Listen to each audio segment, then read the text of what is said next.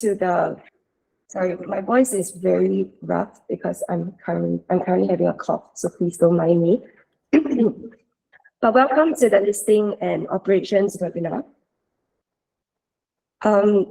We know that we have scheduled it for 2 hours today, but let's try and keep it moving so that we can give back some time to everyone for this morning lah.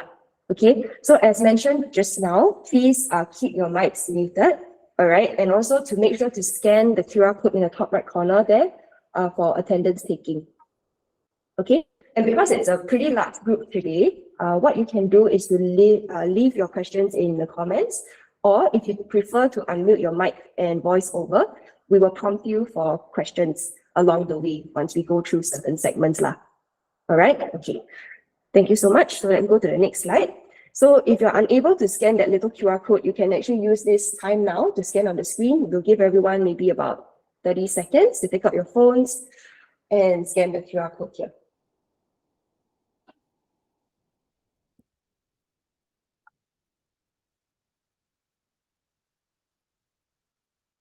It'll be a quick 3-question form just for us to make sure that we've captured your attendance here.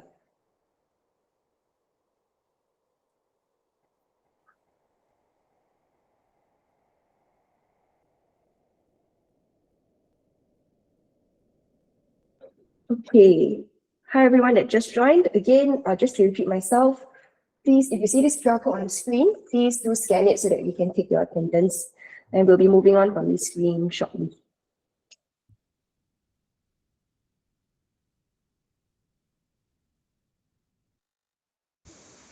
Okay, my colleague will be sending the link to this form in the comment chat as well, so we'll be moving on from this slide now. Okay, let's go on to the next slide. So again, some house rules. Because this will be quite a long webinar and everything will be conducted over this meeting, please ensure that your connection is stable. The other thing will be to mute your microphone throughout the session, just to give everyone a good experience. If not, it will be quite disruptive. If we see that your mic is on, we may mute you from our side as well, so that it's also quicker. And again, like what I mentioned, if you have any questions, just feel free to type it in the chat box, and you will also be prompted for questions later on. Yeah. Okay, let's move on. So the agenda for today, if you can see, there are about 5 sections. The first 2 sections will be covering actually the listing, the SKU listing and maintenance process. This will cover 3 main things lah. Okay, one for creating new SKUs as well as editing your existing SKUs. Okay, the second portion will be on food safety and quality compliance. So this part will be covered by our compliance team. Okay. Jeremy is unable to hear. Maybe you might need to adjust your audio. I'm sure if any other sellers are experiencing the same thing. But I'll continue first. Okay, so the compliance team will be covering some of the legal requirements for listing online. And they'll be going through that with a chance for questions from your side as well. And then afterwards, we'll be going just for a short 10 minutes break because that'll be quite a heavy session. And then coming back from that, we will cover our operations policy updates. And afterwards, there'll be a short quiz and some administrative matters, and then we are done for the day. Yeah. So again, we have scheduled 2 hours for this webinar, but we really don't want to take up all of your time. So let's see how fast we can go through this while making sure you understand the content lah. Okay. All right, great. So then now I can just pass over the time to Carrie, who will take over the first section. Yeah. Okay, so hi everyone. My name is Carrie over here. So some of you guys may know me. So I'll be going through the first topic of the day, which is the new SKU listing process, which is a very important change moving forward as it will take effect from 1st June onwards. So I'll be going through these changes first before we move on to the compliance compliance segment that will be gone through by the FSQ team, also known as the Food Service Quality team. Yeah. So without further ado, I'll go through the new SKU creation process for our seller portal. Okay, so I'll play a short video that will show you the new process of how to list new products on our seller portal. So you can enjoy the video. Let me know if you Upon can hear logging me. into your seller portal, click on the Marketplace dashboard tile. To create new products, click on New Articles Upload and download the SKU creation template.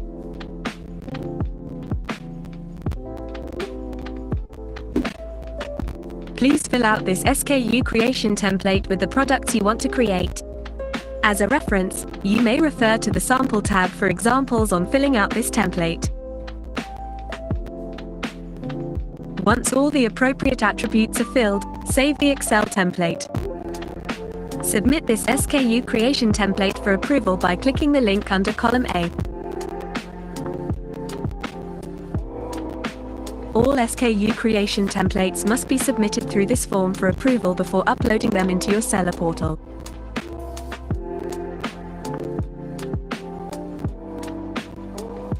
Please enter all the details requested, such as email, store name, and vendor code. Upload the SKU creation template you have just saved. You must declare that your products comply with Singapore government regulations and FairPrice compliance guidelines. Once done, click on the Submit button to commence the approval process. Your FairPrice representative will contact you once it has been approved, or if any changes need to be made. Your SKU creation template can be uploaded in your seller portal once it has been approved. Under New Articles Upload, click on Browse to select your SKU creation template, then click on Upload. Your products in the SKU creation template will reflect as shown here. If any errors are flagged, you can view the errors and amend them directly in the seller portal. After reviewing the rest of the attributes, click on the Submit button. Click Yes to confirm your submission, and you will be prompted to upload your product images.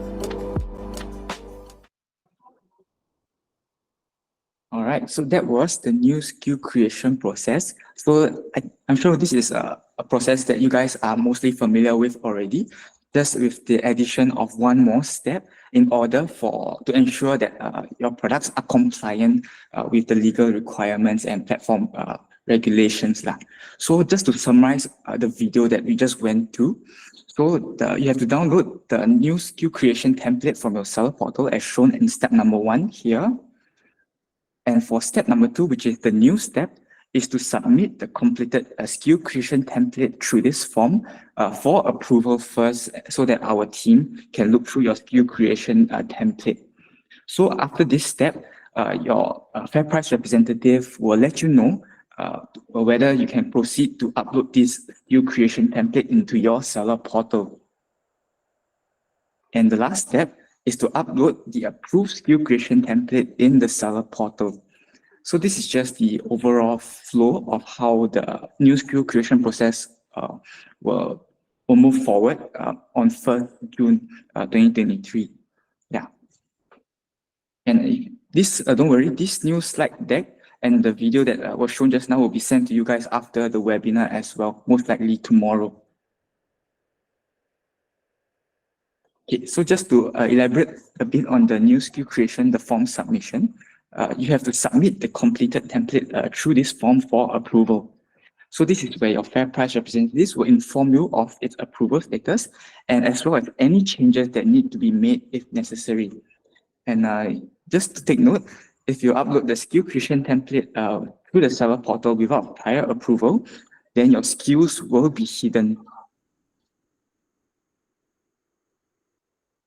Okay, so I'll go through the overall flow.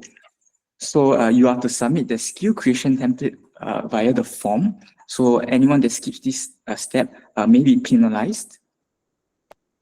And then our account managers will review the SKUs the SKU creation templates that you have submitted. So you have to make sure that there's no prohibited SKUs, which the FSQ team will go through later on. So sellers may be flagged and penalized accordingly. And also to ensure that inventory is 0 in the SKU creation template. So if there are any non-compliance in the skills submitted, you will be informed of the non-compliance where you have to resubmit the template via the form. However, if there's no non-compliance found, the account manager will let you know whether it is approved, and you can proceed to submit the skill creation template in your seller portal. So even if it's possible that you can submit the wrong skill creation template even after approval. So this is where your skills will remain hidden, and your account managers will reach out to you of the non-compliance as well. So if your skills are compliant, then the team will enable your SKUs within 5 working days. All right, so these are the references that you can look through and read later on after the webinar. This slide deck will be sent to you. Yeah, just to reiterate, so all skill creation templates must be submitted via this form as part of the compliance guidelines. So uploading the template without prior approval is subject to your skills being hidden. All right, so I'll go through the new the new process for certification submission, so otherwise known as skill maintenance. So just to take note, this is just for certification submission only, such as your halal certifications, your organic certifications, and healthier choice. So I'll play this video to show you how to do just that.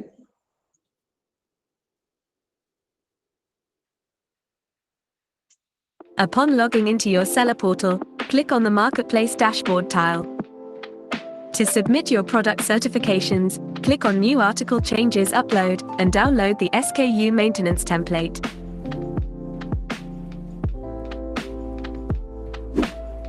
Under column A of the SKU maintenance template, indicate the SKU number to which the certification you submit applies.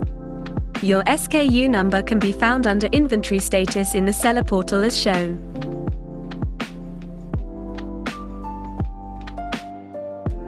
Input the SKU number under column A. In this example, I am uploading a halal certificate for this product. Navigate to the appropriate column in the SKU maintenance template and mark the product as halal by selecting Yes from the drop-down menu. Once all the appropriate attributes are filled, save the Excel template. Submit this SKU maintenance template along with your certifications by clicking the link in the column.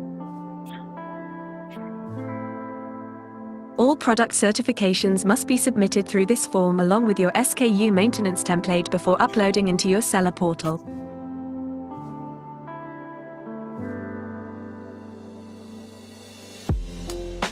Please enter all the details requested, such as email, store name, and vendor code.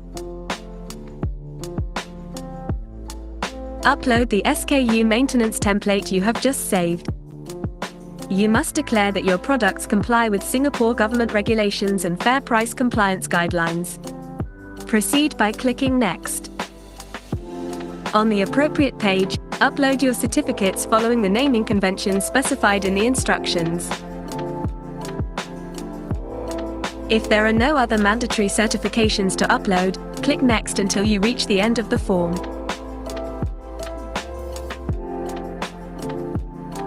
After uploading all certifications, click on the Submit button.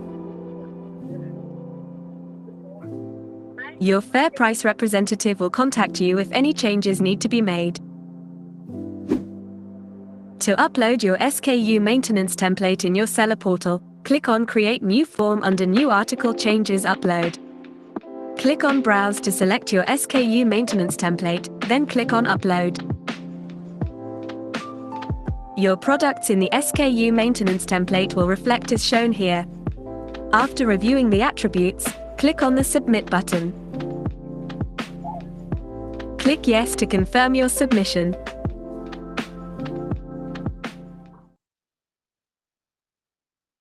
All right, so that was the certification submission process. So just do take note, it does not affect the current skill maintenance process, meaning if you want to upload or you want to change your product name, or any content of your product listing, feel free to do so. This is just for certification submission, for mandatory certifications such as your halal certificates. Okay, so I'll go through the steps. I'll summarize the steps in the video. So step 1, you have to download the SKU maintenance template from the seller portal as shown. And for step number 2 is to submit the completed SKU maintenance template and the product certifications through this form. And the last step will be to upload SKU maintenance template in seller portal. So for this, you will not need an account manager approval. You can just go ahead and submit through the seller portal directly. And then let's say if there are any issues with your submissions, your FairPrice representative will reach out to you accordingly. So issues can be for like expired certifications or the wrong certificates. Okay. Yeah, so I'll elaborate on the form a little bit. So this is just for certification submission for dietary tagging. So you have to submit your SKU maintenance template as well as the certificates through this form. Then after that, your FairPrice representatives will inform you if any changes need to be made. So if you upload the SKU maintenance template via the seller portal without the required certifications, then your SKUs may be hidden. Okay, so I'll go through the overall flow here. So you have to submit the certificates and SKU maintenance template via the form and seller portal. So this, so like any normal changes, like product name, pack size, retail selling price, you do not have to submit through this form. So your certifications and SKU maintenance template will be reviewed, and then after that, sellers may be flagged and penalized accordingly. Let's say if the wrong certificates were submitted. So if a SKU is non-compliant, it will be hidden and you'll be informed of the non-compliance where you have to make the changes accordingly. And if a SKU is compliant, then it will continue to be enabled by the team. So just to reiterate, you do not have to submit this form if there are no certifications required for your products. Okay, so these are the references that will be sent to you after the webinar. You can take a look here, and yeah, feel free to read on your own time. Yeah, so these are the product certifications that are required to be submitted as part of FairPrice compliance guidelines. So if you're not required to submit these certificates, then it will not be applicable to you. All right, then for existing SKUs, there will be compliance checks as well. So just do take note of this. So this means that your account managers or your FairPrice representatives may reach out to you to notify you of certain SKUs or products that will need changes. So I'll go through the compliance flow for existing SKUs. So if a non-compliant SKU is found in your listing or your current inventory, then after that, your account manager will be informed and you will be notified of these non-compliances depending on the high risk, low risk, or internal improvements, where deadlines will be given to make these changes accordingly, depending on how high the risk is. So you will be notified of these non-compliant SKUs, and then you are to submit the necessary information or images in the seller portal and let your representative know of the changes once you have done so. And then affected SKUs and products will be reviewed and enabled accordingly. Okay, for this, I will not go through in detail. It's just for your reference. It's the different steps and different scenarios that will happen and the expected steps that you have to take moving forward. So for SKUs that are already live, I just went through. So this is to summarize what the slides that I just went through. So I will not go through in detail as well. Okay, so I will now open the floor to any questions that you guys may have. I see that we have some questions in the chat box, so I think we can take this time to address a few questions, but given the time we have left, I think we just answer some of them and the rest will follow up later on. Okay, so let's see what are the questions in the chat box. Okay, so this process will start from 1st June onwards. Okay, I see some questions regarding that. Okay. Okay, for the approval process, for new skill creation, it will most likely take about around 5 days for approval, but it can be expedited on a case-by-case scenario. Okay, Justina Ko asked that yes, you have to wait until approved before you can upload to seller portal. Yes, that is correct. You have to wait for your skill maintenance template to be approved first before you can upload into seller portal. Okay. Let's see if there are any other questions. Okay, I see some concerns about not having an account manager. For this, if you do not know of your account manager, we can let us know via email. You can contact any one of us, and then we will let you know who your account manager is. They will contact you appropriately. Yeah. Okay, does the template still same format as it is now? Okay, so there's a slight change in the template if you notice. So you just have to follow accordingly and just upload via the form whenever appropriate. Okay.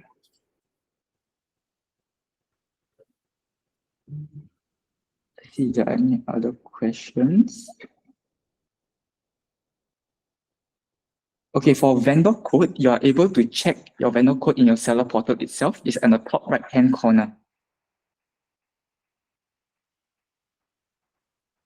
And Lee Kamin asked, when submitting the Google form, the inventory in template needs to be set as 0. Yes, that is correct.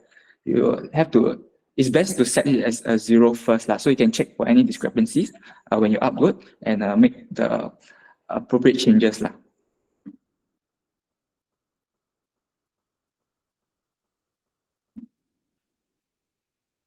Okay.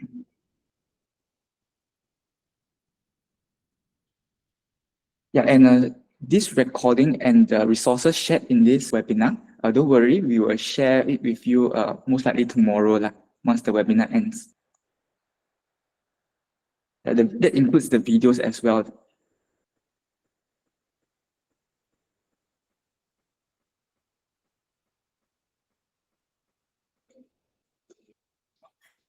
Okay, I see that's Hazon21 asked if you want to release a new halal product, does that mean you have to submit 2 forms, new and skill maintenance form? Yes, that is correct. So the first form would be the skill creation form. And then if you want to tag them as halal, then you have to submit the skill maintenance form.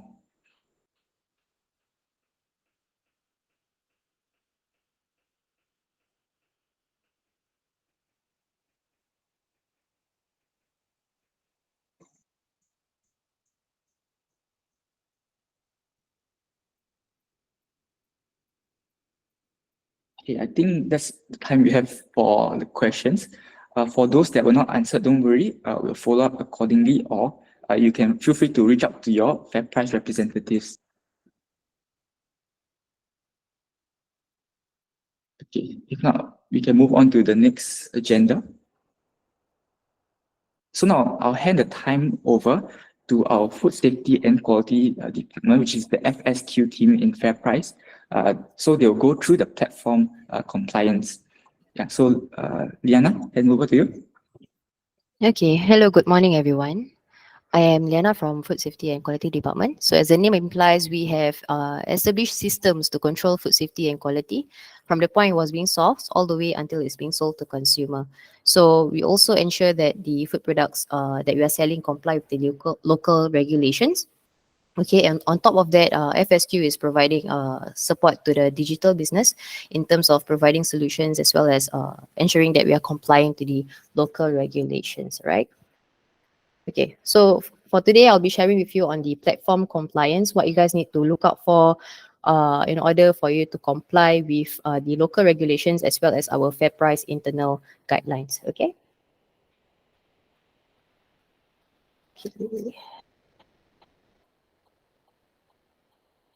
All right. So these are the things that I'll be sharing with you. So I'll introduce you to the main local Singapore authorities, bodies, and then what are the latest authorities developments that we have so far. What are the compliance guidelines in terms of consumables? Consumables means things that we can consume, usually the food products. Non-consumables would be the non-food products, and what are the supporting documents or certificates that you guys will need to produce to submit in order for you guys to comply with our FairPrice guidelines, all this. Okay, and then as well as the common compliances as well as the non-compliances that we have observed for the past few years, right? Okay, so the main authority bodies for local authority bodies, right? We have SFA, as you guys, I think, familiar with this. They oversee the food safety and food security from farm to fork. We also have MUIS, which regulates the halal certification of products and facilities. HPB, if you guys familiar with HCS, CFAX for those infant formulas from 0 to 12 months old. And then we also have Nutri-Grade Beverage, HPB, they work hand in hand with SFA. And then we also have ESG or Enterprise Singapore, which regulates the Weights and Measures Act. Okay, and then we also have this CPSR and CGSR, Consumer Protection, Safety Requirements Regulations, and the it's the same thing lah, but there's a difference there. But everything is regulated under ESG, and HSA mostly regulates the health supplements, topical antiseptics, all these cosmetics. Okay, NEA mostly on your insect repellents, your what's that, insecticides, all this lah. Okay, nah. Okay, so basically on every segment after I will have short quizzes for you guys. Okay, so to test whether you guys understand whatever that I'm talking about. Okay, so at the right bottom corner of your screen, you guys can see this triangle, square, and circle, right? So you guys click on it, right? And then click on these polls. There'll be several questions listed there. Can you guys see? Okay, so the first question, just now, I think if you guys pay attention, you guys will know this answer. Which one of the following authority bodies below controls the food safety and food security from farm to fork?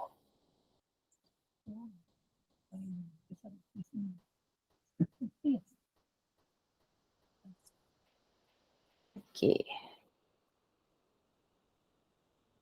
Right, so have you guys answered?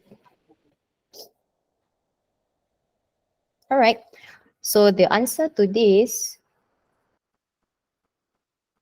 okay, is Singapore Food Agency, right? So most of you get it correct. So you guys are familiar with the regulations, right? So MUIS, we know, is for halal certificates. HPB regulates HCS, effects, Nutri-Grade. HSA more on the health supplements, all this lah, cosmetics. All right.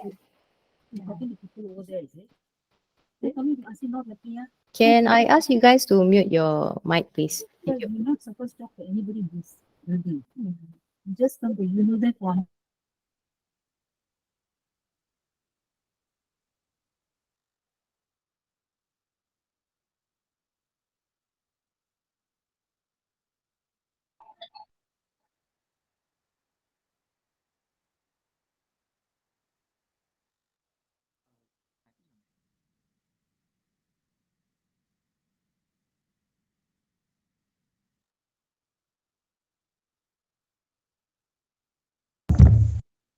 Liana, you're muted. All right, so sorry. So I'll be sharing with you on the latest authorities developments. Okay, so there will be this upcoming SFA labeling requirements for e-commerce, all right, and then the ban on the Parmesan cheese, as in the name, the term Parmesan, and then the removal of the trans fat free taglines by HPB. Okay, so we have a recent public consultation held by SFA. So what they want us to do, or you guys will need to take note, is that these 6 points, right? Name of food, list of ingredients, net weight, name and address of the local manufacturer, packer, distributor, blah, blah, blah, right? Name of the COO or country of origin, as well as the directions of use. Direction of use can refer to the cooking instruction or the storage instruction. So all these 6 pointers, right, you will need to make sure it's available on your online image or website information. So it can be available as like if you upload all sides of your image, you already cover all these 6, because physical packaging will need to have all these labeling requirements as well. So you guys will need to ensure it's on your image or your website information. All right, so it has to be in English. All right, and then again, as mentioned, it will come into effect in second quarter of this year. So for those products that you guys know that there's no English translation, there's lack of information of any of these 6 points, make sure that you guys inform FairPrice if your products are affected, and before you make any changes to your packaging. Okay, so our recommendations is, of course, you guys, if you upload all sides of the packaging, you will cover all this information. All right.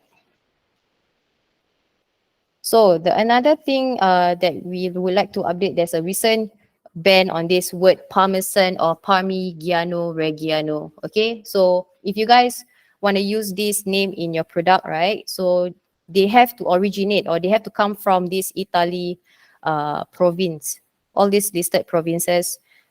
Then only then you can use the word Parmesan or Parmigiano Reggiano. So other than that, you cannot use this. So it is really a ban. So if you guys have products that are affected, and maybe we have missed out on all these products, you guys inform FairPrice, and yep, we will need to make amendments lah. All right, so of course, you will need to include this, the origin or the region of the cheese products as well. Okay, so for your HPB, right? So just now I did mention about the trans fat free tagline. So previously we have all these trans fat free, lower in saturated fat on its own, as well as lower in sodium, all this, right?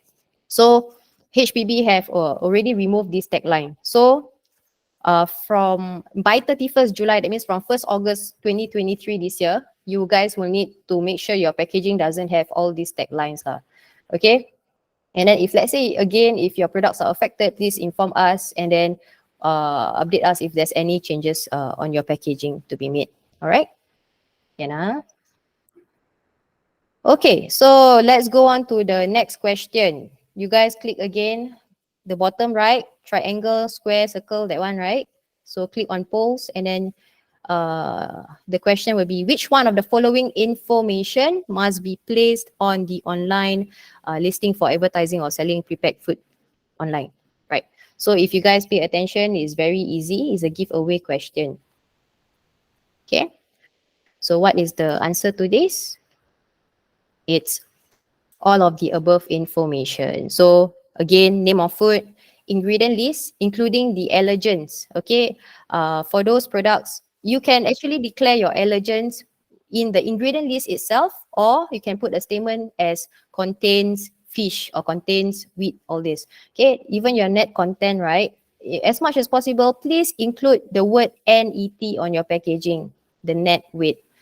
This word net is important. Or some other forms would be the letter E, the alphabet E. So net weight can be displayed as NET or E, or 400 grams, something like that. Okay, so name and address of the local manufacturer, packer, distributor, all these have to be included inside. This is one of the latest requirements lah, because I think the rest of the other pointers you guys will be covered, but the importer details, all this, right? We have seen a lot of cases where they miss this point D. Okay, so name of country origin. So make sure, let's say, your online packaging states as product of Singapore, make sure the information displayed on your website is also Singapore, it's not Malaysia or any other countries. Okay, so directions of use can be your cooking instructions that will be placed under the preparation key fields. Okay, all right, so next, lagging. Okay, question 3, go back to your poll question. Okay, so Does this image fulfill the SFA's labeling requirements? Okay, so you guys see this is the only one that you guys place it on the website. So it's just a Japanese translation, Japanese wordings. There's no English translation. So is this okay? Okay, it's not okay, right? So you guys can click on the poll question, answer the poll question. So the answer to this is no. Why is it so? Because there's no English translation. So as mentioned previously, any information that you guys place, whether it is in the form image, all this, it has to be in English. Okay, if let's say in this case where you guys uploaded only the front of pack, which is the front packaging, right? So if you guys will need to upload, of course, the back packaging where they will include the English translation as well. So then you guys will comply with the regulation. Okay, so next question. Okay, can you guys keep up with this? Question 4. What should I do if my product has any of the following HCS trans fat free tagline? Okay, yes, correct. It can be in the form of image as well as text. So text will be if you guys fill up the information under the website information, right? When you guys list in, so it can be in the form of text as well as in image. Okay, so for this question, if you guys have this tagline, A, leave it on my packaging and continue selling the product without informing FairPrice. B, update FairPrice that my products contain these taglines. C, I will need to update my product packaging by removing the tagline by 31st July. Okay, so which is the answer? Is a very, it's a common sense question as well lah. Right, so the answer would be B and C. Okay, sorry, a bit lagging. I cannot.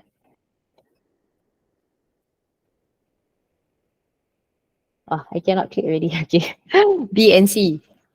Okay, so the answer is B and C. Why is it so? Gary, I have some problem with my... Okay, right. Okay, so as mentioned, all the packaging which has this HCS trans fat free tagline has to be removed, okay, by 31st July 2023. And of course, update FairPrice before you make any changes, okay? Right, I think you will need to help me click. I have some problem with that. Okay, compliance guidelines. The next segment will be the compliance guidelines. We will go through what are the guidelines for the consumables. That means mostly the food products lah. Non-consumables, non-food products, as well as the supporting documents or certificates that is required from you guys. Okay. Next. All right. So product categories, as mentioned, it falls under either the consumables or the non-consumables. So all these guidelines, regulations are covered respectively. Okay, so I will go through in the next few slides. All right. And of course, to take note that there are also a list of prohibited claims that you guys cannot make. Okay, for your products, for your, even if you guys want to put it on your website information, you have to make sure. Okay, I think need to go back. Right, so you have to make sure that it doesn't fall under the list of prohibited claims. So claims like, this product can cure cancer is like really something that is very misleading. Okay, so as long as your claims doesn't fall under this list of prohibited claims, you can make it, but you must have a substantiation. That means if let's say you say your product is high in vitamin C, so your image or whatever, your image, even the website information has to reflect the nutrition information panel with the vitamin C content, and of course the content have to comply with the HPB requirements lah, in terms of the high in vitamin C claim. Okay, so next. All right, so we'll start with the consumables guidelines. So for your food and beverage, right, it covers under the SFA regulation 12A compliance. So again, I think I already mentioned all these 6 pointers will be required for you to put on your online image, to be reflected on your online image or your website information.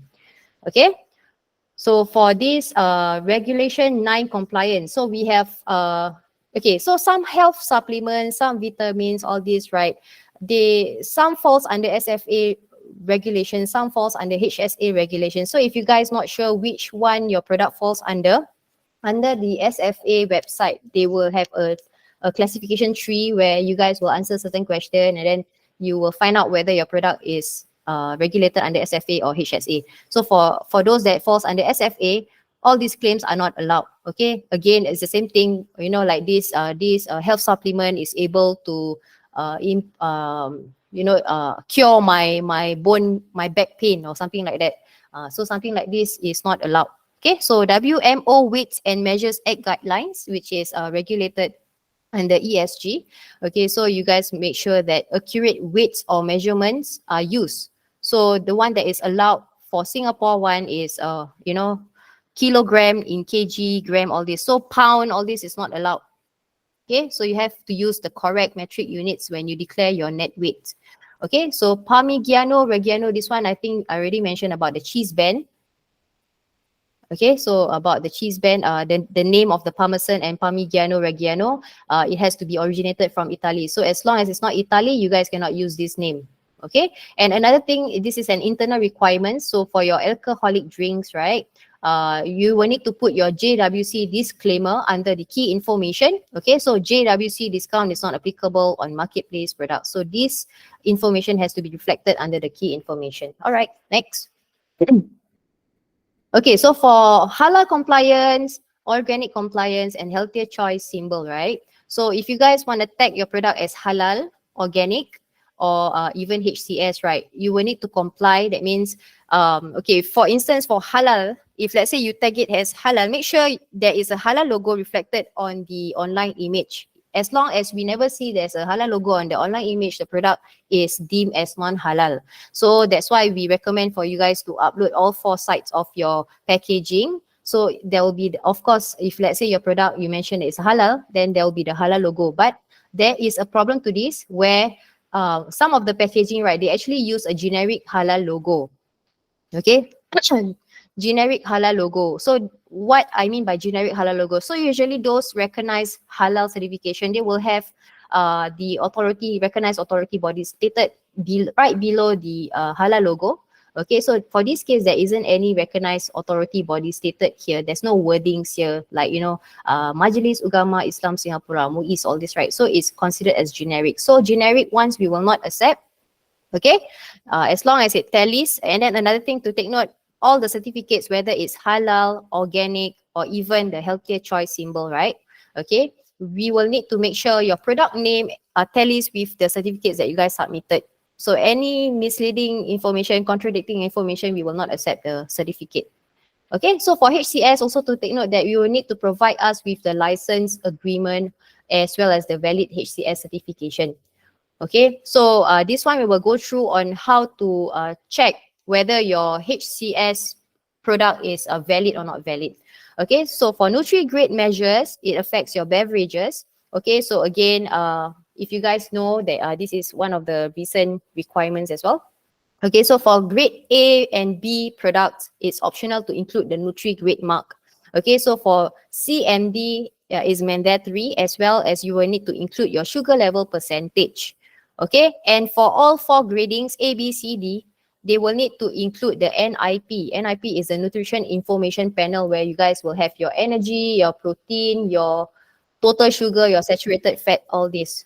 Okay, and last but not least is the reconstituted beverages. So what I mean by this is those, like your cordial juices where you will need to add water. Okay, all this, right?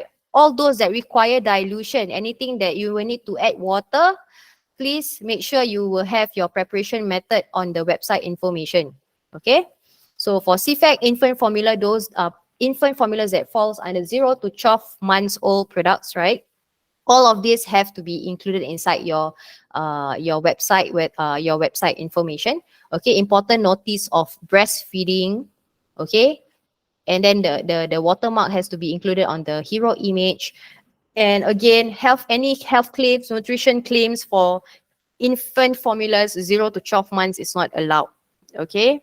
Another thing to take note, for stages 3 and 4, they are not categorized under infant formula. All right. So aside from all this information, again, everything has to be in English. There's no prohibited claims. Any contradicting information will not be accepted. And of course, if you guys want to go and buy or do online shopping, right, put yourself in the shoes of the consumer. Okay, like you just put yourself, you think yourself as the customer that you want to purchase this product. Is this enough? This information that I give to the consumer, is this enough for them to decide whether to buy or not to buy? Okay, so next. All right, so next one will be the HSA. Okay, this one is mostly is the health supplements lah. For HSA, HSA covers the health supplements. Okay, so health supplements as well as these traditional medicines guidelines, right? They have about the same requirements where you will need to include your product name, okay, dosage form, like how many tablets that you know the customer need to consume. So as long as you guys, if you guys upload all 4 sides of the packaging, right, you guys will cover everything lah. So all this will be covered. You will not worry about anything else. Okay. Right. So for this Chinese property is you will need to read here lah. Okay. The brand name, product name, all this is important. Okay. So again, no, everything has to be in English, no prohibited claims. All right, so next. So for this non-food, non-consumables is a non-food thingy, all right? So it's regulated, the first one is regulated under the CPSO, Consumer Protection Safety Requirements. Okay, so for all 33 categories of electrical SKUs, mostly, you know, like your whatever electrical devices like appliances that you have at home, they will need to have this safety mark. So on your online website, make sure your picture have this safety mark, your online image have this safety mark with the 8-digit number. Okay, and then it has to be registered under this register of registered control goods. So we will check whether your products is registered or not. And of course, you will also need to do your own due diligence lah. Okay, so this one, for our internal requirements for those electrical SKUs, right, we will need you guys to also include the model number, the warranty, and the authenticity information under the key information. Okay, so for mandatory energy labeling scheme, which is the MELS compliance, it applies to your aircon, refrigerator. I think, I'm not sure whether FairPrice is selling, but I think lamp dryer, all this, probably yes. Okay, so again, you will need to include the model number, the warranty, the authenticity information, as well as this logo. Okay, whether it's 4 ticks, 2 ticks, it has to be inside. Okay, and you guys will need to provide us with the certification of registry, COR. Okay, sorry. Okay, so for these medicinal products, right?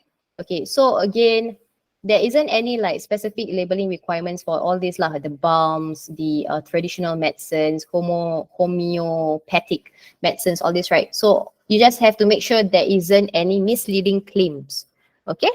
And a valid permit from HSA. All right, next. Okay, so these are the 33 categories of the controlled goods for the electrical appliances. So you guys can also get this from the CPSO website as well. Next. Okay, so again, this one is non-consumables, right? So for health monitors and aid, so medical devices, and for your therapeutic products, right? So they have the same requirements. You will need to include the directions or instructions for use. So how to use the device, everything, it has to be reflected, whether it's in an image form or in text, okay? And then caution and warning statements, as well as it has to be registered and licensed by HSA. For cosmetic products, these are the basic labeling requirements that you guys will need to have, okay? I will not mention, I think very tired already. So for topical antiseptic, topical medication is about the same. So these are all the basic one, product name, even the active ingredients you will need to include inside. Okay, it's about the same as a normal food one. So how you guys use the products, and again, the cautionary statements is important. Whether it's not appropriate for kids, children under 12 years old, all these have to be included inside as well. Okay, thanks. Okay, so this one is the insecticides, your pesticide. Make sure your pesticide, insecticides has this logo and comply with all of the requirements here. Okay, they have about the same requirements again. but there are some additional things that you guys will need to take note about for these pesticide insecticides. Okay, for all this detergent, dishwashing, is a basic thing. So name, direction, how to use the shampoo or whatever. Even the what's that, cautionary statement, all this is also important. Okay, so for CPSO, all other products that are not covered previously, or I didn't mention previously, it's all covered under CPSO. Okay, like your toys, your apparel, your clothings, your furniture, stationaries, all these, the basic that you guys will need to put inside is name, directions, instructions of use, warning, okay, COO, and there's of course no misleading pictures. Okay, next. Okay, so for halal, organic, and healthier choice symbols, so what you guys will need to look out for, or we will look out for, is, your halal, you will need to provide a valid certificate. How do you guys know whether it's valid? Is your product name on the halal certificate has to tally with your packaging. Okay, whether it's the online packaging, online image, or your physical packaging, right? And then your manufacturer name reflected on the certificate also has to tally. So if let's say you guys are selling Leong Guan, let's say Leong Guan rice vermicelli, right? So make sure the certificate on the halal cert, the name on the halal cert reflects as Leong Guan as a manufacturer, not Chai Chun. Okay, Chai Chun is also another manufacturer for rice vermicelli. Okay, so it applies again to the organic tagging, and it has to be within the validity period. It's not expired. HCS, you guys will need to provide us with the license agreement. I think we already mentioned this in the previous slides. All right, next. Okay, so how to identify whether a halal cert is okay or not okay? Okay, so you see here, we have one example, golden leaf brand brown rice noodle, right? So this is the brand, this is the product name. So brand name is golden leaf brand brown rice noodle. So this is already reflected on the halal cert. Make sure that is valid. Okay, and then you see on your packaging is manufactured by Chai Chun Foods Private Limited, right? So make sure on the halal cert is also reflected as Chai Chun Foods Private Limited. Okay, so right, so that's all. Next. So for your HCS, right? Okay, so HCS, the list of healthier choice symbol, those certified ones can be obtained from the HPB website. Okay, so from this HPB website, we see for this live distilled water, right? So live brand, we check whether the brand tallies. Okay, there's live, okay, and it's distilled drinking water. So the name will be reflected as distilled drinking water. And then we also check for the pack size. If let's say your pack size is not under this column, right? This column, okay. That means the product is not valid. The HCS is not endorsed by HPB. Okay, so for this one, if you see 12 times 1.5 liter, it's not under this column. That means you cannot use the HCS symbol on your packaging, whether it's on your packaging, physical packaging, or your image, online image, it's not allowed. Okay, so out of these 4 items, only this one, what's it, 6 times 550 ml is covered. So only this one is covered under the HCS. So you guys can use the symbol. Okay, next. Okay, so for MELS, right? So your, what's that? MELS is your refrigerator. Okay, so all this, right? You will need, of course, to provide us with the certificate of registration, and then there is a logo just now. The 4 ticks or the 3 ticks, right? So you guys will need to ensure it's on your image. Okay, and then for the insecticides, repellents, pesticides, all these, please provide us with your hazardous substance license or permit issued by the NEA, okay, or your COR. All right. And then for your medical devices, for under HSA, we will need your dealer's license and product registration. This also applies to your therapeutic products. We also need your dealer's license and product registration. And then for your cosmetic products, we don't need anything except that we will need your product notification from that you guys submit to HSA. All right, so next.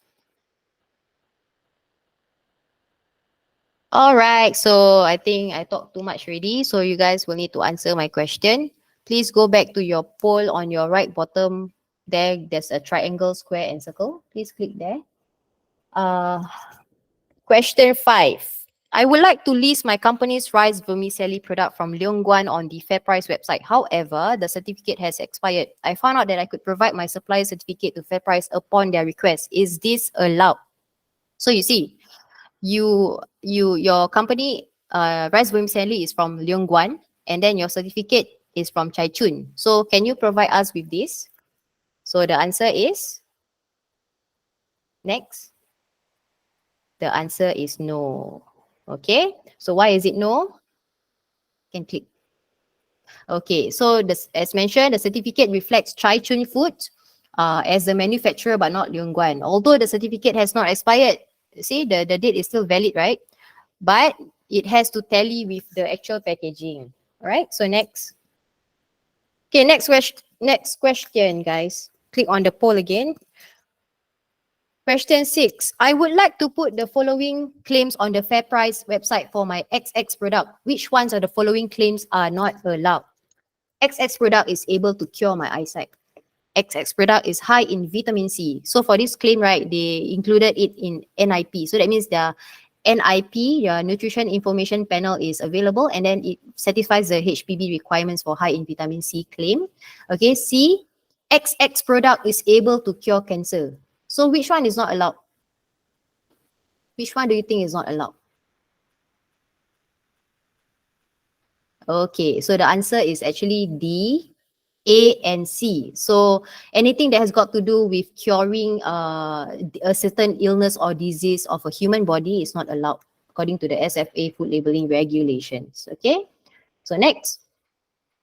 So we are going to go through the common compliances or the non-compliances that we have observed so far. Next. Okay, so how you guys know, how you guys want to know whether your product complies to the labeling requirements for regulation 12A. Okay, so product name you see here, your image already reflected as product FairPrice chicken nuggets. This cover the first point already. Second point is your list of ingredients and allergen declaration lah. So later the next slide we will zoom in here. Okay, so they have the ingredients and allergens. Net weight, see the net weight with the NET wording is there. Directions of use or handling of food. So for directions of use is usually is the cooking instructions and the storage instructions. Keep chilled at 0 to 4 or keep frozen at -18 or below. Okay, COO will be product of Singapore, right? Name and address of Singapore packer. So it's specially packed by NTUC, blah, blah, blah. So everything is inside. So this is an example of a compliant, what's that? Compliance queue. All right. So next, this is the zoom in version. I think the next slide will lead you to the zoom in version lah. So the list of allergen is here. NIP is here. Okay, NIP is an optional thing lah. So storage instructions is here. Okay, cooking instructions. Product of Singapore is the country of origin, and the name and address of Singapore packer is here. All right, next. Okay, so I will go through with you on the non-compliances that we found for Nutri-Grade beverages. So before we even proceed, just a recap for Nutri-Grade beverages, right? A and B is not mandatory to include the Nutri-Grade mark. Okay, so you guys will have the grade A, grade B, grade C, and then with the total percentage of sugar content, right? So that one is considered as a Nutri mark. So A and B is not mandatory. C and D is mandatory. Okay, so for all four, we'll need to have the NIP information panel. So there are some exemptions, yes, exemptions, right? So there are some exemptions, okay, like your coffee, your tea, your drinking water, all this is, you guys will not have to, include NIP lah inside your website information or your image, okay? And then for those, like I mentioned again previously, for those that require dilution with water, you need to add water. You will need to include your preparation instructions. Okay, so for those highlighted in yellow, energy, protein, total fat, saturated fat, carbohydrate, total sugar, this one are mandatory. That means you will need to include inside your website information or your image. Okay, if don't have any of this, we will flag it as non-compliant. Okay, because this is one of the regulations lah, so we have to comply, and you guys will also need to comply. Orange highlights that this one, right, for per 100 ml is applicable for those beverages that will need to add water, that will need to be diluted. Okay, so for those that includes the per 100 ml, you guys will need to also mention as reconstituted according to label directions just below the NIP table on your image. Okay, all right. So for pink one, lactose, galactose, right? It's not applicable for every beverage lah. So some beverage will have the lactose and galactose declaration. So this one is it's not for all. Okay, but if let's say you guys have lactose and galactose declaration, you will need, when you calculate your not nutri-grade and the total sugar percentage, you will need to get your total sugar for your per 100 ml minus off your lactose and your galactose. So that sugar content, you will need to use it and put inside the HPB website where you can generate your own nutri-grade and the total sugar percentage. Okay, so next. All right, so this one is a example, is one example for a non-compliant SKU. Okay, so inside the website is declared as grade B with 7% sugar. Okay, so actual calculations, right, we got was grade B with 4% sugar. So the reason why it's 7% sugar is because if you see here, they have the lactose and the galactose, right? So high chances is that when they do the calculations, when the supplier do the calculations, they never minus off the total sugar, which is 7. They never minus 7 minus the the 1.8 and the 0.9. So they just take it as 7 as the total sugar, which is wrong. Okay, so this is one of the non-compliance. Next. So the next one, this one is a product that requires dilution with water. So there is a preparation instruction. They will need to add 200 ml.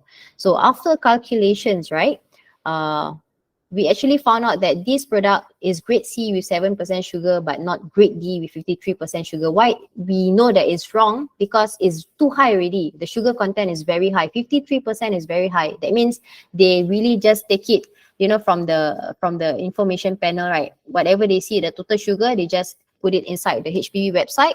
And then when they get the 53%, that's what they declare as in our website, so which is wrong.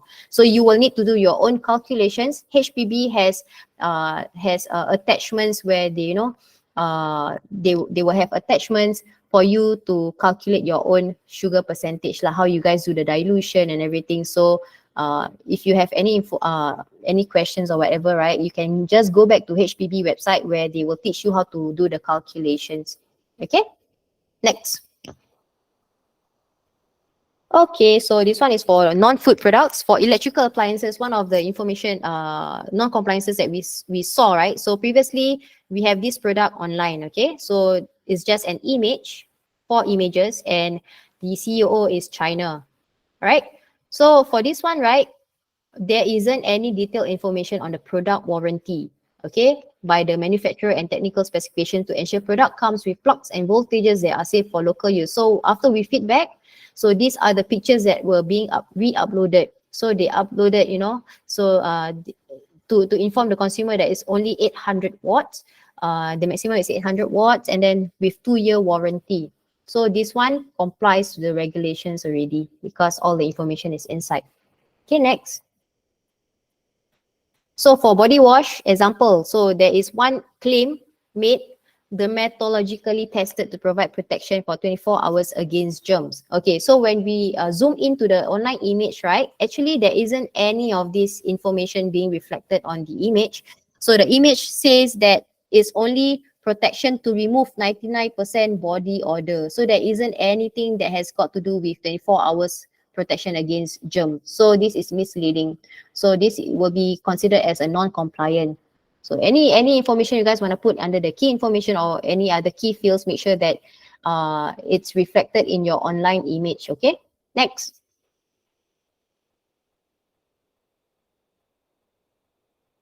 Okay, next. All right, so okay, so this one there's no poll, no nothing, but you guys will need to pay attention. Okay, kindly spot the following non-compliances in the online SKUs below. Okay, so you guys see here on the packaging, the online image is mentioned as made in Italy. Okay, and then your information, country or place of origin is indicated as United Kingdom. So we have a contradicting information here. So can you click next? So that's why, because it's different, it's you know, your packaging say Italy, this one states as United Kingdom, so it's different and it's wrong. Next. Okay, so this is your last question, if I'm not wrong. Not last, I don't know, I cannot remember. Kindly spot the following non-compliances in the online SKUs below. So you see here, your ingredient list, your ingredient list, if you see there's some seafoods here inside, okay? Right, scallop, locust, or whatever it is. Okay, sorry, I cannot see. Okay. But then under your dietary, right, you tag it as hypoallergenic. Hypoallergenic means the product doesn't have allergens, doesn't cause sensitivity or hypersensitivity or whatever, right? So it's very contradicting, because if you see the ingredient list, you see it contains dried scallop. Scallop is an allergen, so you cannot tag it as hypoallergenic. Okay, so this one is wrong. Okay, can click for the explanation. Yeah, so dietary tag as hypoallergenic, but ingredients contains seafood. Okay, next one. Okay, this is the last question. Okay, I know I talk too much, but this is the last question. A customer would like to go on a holiday and she needs to purchase a luggage bag that would fit her items, including her 2 other kids' items. Do you think the information, the following information listed on the website is enough for her to decide if she would buy it or not? You guys go to the poll question, the polling question, and then select your answer, okay? So the first question is, the first option, yes, the picture and the information listed on the website has all the information she needs. So you see, just picture the gray luggage bag and COO is from China. So is this enough for her to decide whether she can buy or not? So the answer is actually B. Okay. So the answer is B. No, there is no indication of the size of the luggage bag in the photo or website for her to decide if it fits her desired size to purchase. So you guys have to take note, whenever you guys put inside the information, please put yourself as a customer point of view when they want to go and purchase. Okay, is this enough? Is this information that I put inside the website, is it enough or not? All right. So I guess that's the end of my presentation for my side lah. So I will see whether I can answer some of your questions. Let me see. From what time? Okay. Okay. So about the 12A non-compliance. What about the 12A non-compliance? I don't really get your question, Melody. Cool. You have SFA regulation 12A compliance, but what about 12A non-compliance? Oh, okay. So you guys, as long as non-compliance is right, so as long as you guys don't fulfill the 6 pointers, right, it's considered as non-compliant already. Okay, and if there's no English translation, all right.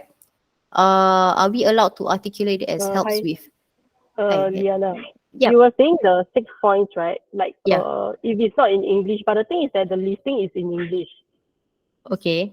The ABV is provided, the image is provided. So what else am I missing?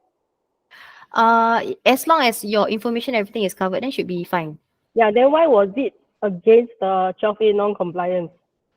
Okay, so for your image, as much as possible, please put it your English translation inside as well, because people want to know what is the product, because we want to tally It's in your English. product. Sorry? It's in English. Okay, your product image is in English. Yeah, it's USA wine. So how is it against the non-compliance? Was it flagged out for this one? Sorry, sorry. So, Melody, actually, we have done an internal check for your skills. We were just going to send you an email about the reasons why it was hidden. We will communicate with you via the email instead. Okay. All right. Thank you. So I'll just go through the questions post up. Some that I think if I cannot follow up, you guys will, we will follow up with you guys lah. Okay, helps with eczema, for example, instead of cure, helps with eczema. So you guys will need to go back to SFA regulations or the HSA labeling regulations, right? If there's any prohibited claims that falls under this, your claims falls under this prohibited list, you guys cannot make it lah. As long as it falls along the line, the wordings is about the same, don't use these claims inside your website information, okay? For our current SKUs, we need to upload back image as well to show the ingredients weight and made in country. Not necessary, okay, but we recommend you guys to put it as such because it will reflect all the information there. So you guys will not need to, key in inside the key fields lah. Anyone from FPO can answer instead of ignoring. Okay. Halal pet food needs certification. Halal pet food needs certification. If let's say you have your halal logo on your pet food, you will need to have your certificate lah. As long as there's any forms of tagging or any forms of claim that mention this product is halal, so you will need to provide us with the certification. Okay. All right. Yeah. Okay. All right. Okay, sorry. Okay, maybe we will attend to your questions. We will follow up with the questions at a later date, maybe by tomorrow or what lah. All right. So because we will need to proceed with this presentation. All right. So I'll pass on to Deborah for the next presentation. Or maybe I think there's a 10 minutes break, right, Carrie? Hello. Yeah. Yes, there's a 10-minute break now. So after that, we'll be going through the operations portion lah. That'll be under the operations team. Yeah. So yeah, we can take this time for a break first and reconvene in 10 minutes time. Okay. Thank you, guys.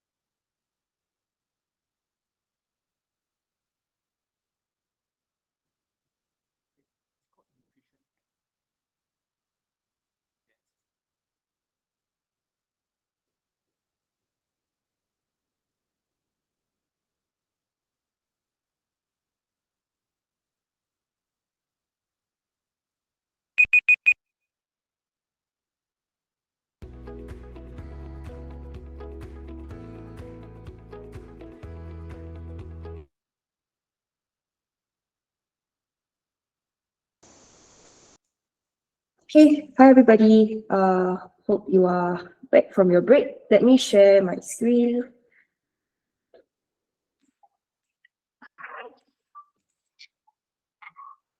Okay, not sure if it has loaded. Okay, there we go.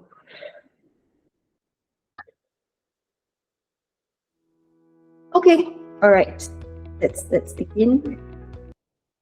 Okay, so for this next portion, we'll be covering some like a reminder and also an update about some operational matters. Most of you would already be familiar with this, so this is really just more of a catch up and for you to also test your understanding lah.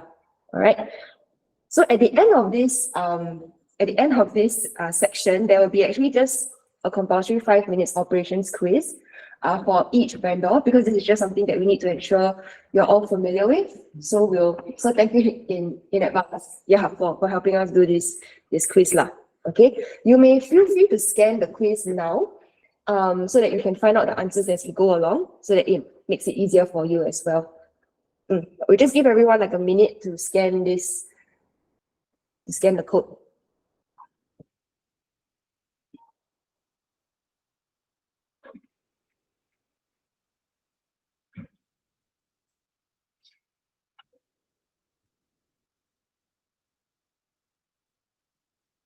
Okay. Okay, Carrie has also just sent the quiz link in the chat box in case you have not scanned it yet. So then I'll just move on. Okay. Okay. So covering what you already know, all right, we'll cover first the first mile operations for pickup by our drivers. So as you would already know, we have a currently max 5 minute waiting time for drivers, and they will move off after that 5 minutes, and any fulfillment fees will actually happen lah if there are any drop-offs that result from this. Okay. Some pick list best practices. Okay, I think most of you will also be familiar with the fact that we are encouraging a 99% fulfillment rate. So these 4 items are just what would help you achieve that. Okay, things like ensuring your packed items align with your pick list, updating your inventory frequently or daily, because that would be the best to ensure accuracy. Reviewing or delisting any SKUs that you can't ensure its fulfillment. Yeah. Okay. Next is actually to clearly demarcate your FairPrice pickup area. So just to show you the photo, correct? You see, for example, this seller has clearly indicated that he operates for both FFS, which is a fulfillment model, as well as PFC Jukun, which most of you would already be doing, right? So this helps our drivers be very sure of what items they need to pick up, preventing any mistakes lah. All right. Okay, next. So just to cover another part, most of you would have no issues with pickup, but in the event that you do, we do actually provide you with a list of contacts, as you see here on the left side of the screen, right? Or numbers that you can call if you have any problems. All right, so this is the current process, and we do acknowledge that it can get a little bit messy because sometimes perhaps they don't pick up your call on time and it's missed pick up, and that's where perhaps you might get a bit frantic lah, right? So to kind of resolve this, starting 12th of June, we will actually be assigning 2 fixed transporters to you. Okay, so what this means is that you will have 1 main driver and 1 backup driver. And the names and contacts of these drivers will be provided to you by the first week of June, i.e. Next week lah. Okay, so once that is given to you, all right, we will be establishing this new escalation channel. So as seen on the second point at the bottom, okay, first you will need to contact your main driver, then the backup, and then the 3PL supervisors. Okay, so how it works is, for example, you contact the main driver, there's no answer, you call the backup driver, so on and so forth. Okay, so for the third point is the 3PL supervisors for PMC or FFS. So do refer to the contacts under transporter on the left, which is stated already here. So for example, if you're fulfilling orders for PFC, please only call Bao Zhong or Lucas. All right, but if you're questioning about your FFS pickup, then please only call Asmi, Ashraf, and Shamil. So that's how it will work. Okay. Then the fourth point would be, okay, again, maybe cannot reach them for whatever reason. Then you can also call our delivery experience team. All right, Amalina and Eldon.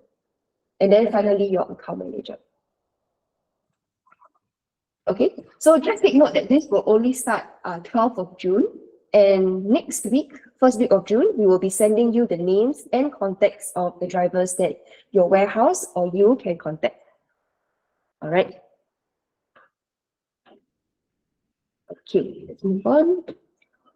Okay, this next part will cover, will be more relevant for sellers who sell chilled and frozen items with us.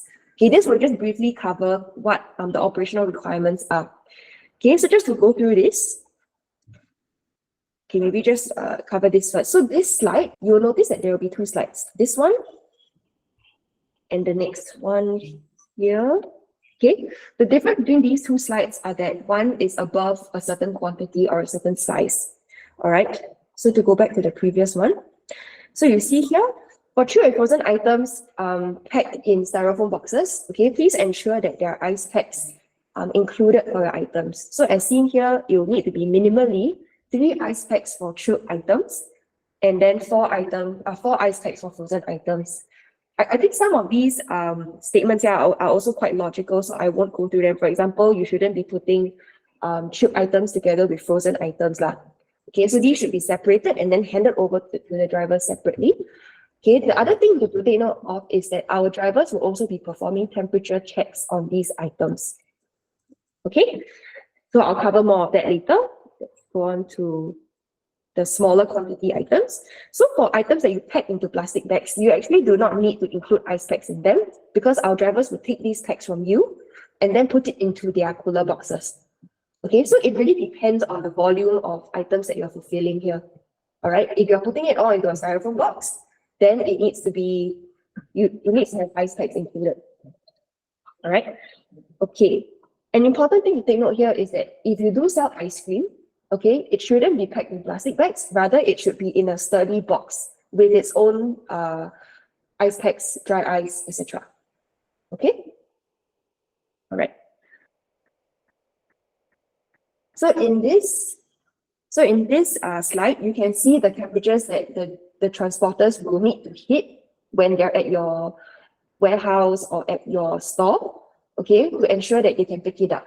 Because this ensures that throughout the whole transportation process, by the time it hits the warehouse, the item is still in a good state, good quality.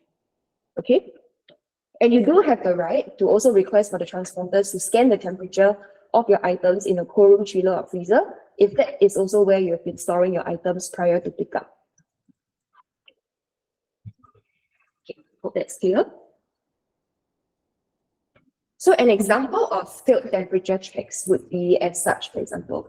So example 1, there's only 1 ice pack and the temperature is unable to meet. The second example is chilled items in the cooler box. The seller provided 2 self-made ice packs. We do not allow that, and the temperature is unable to meet as well.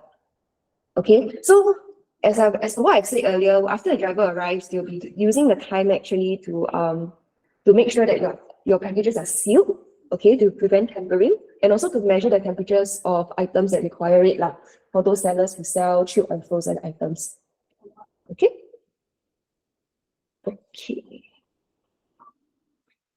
Okay, so this next part will cover the fulfillment and related fees. All right, that some of you may have questions for.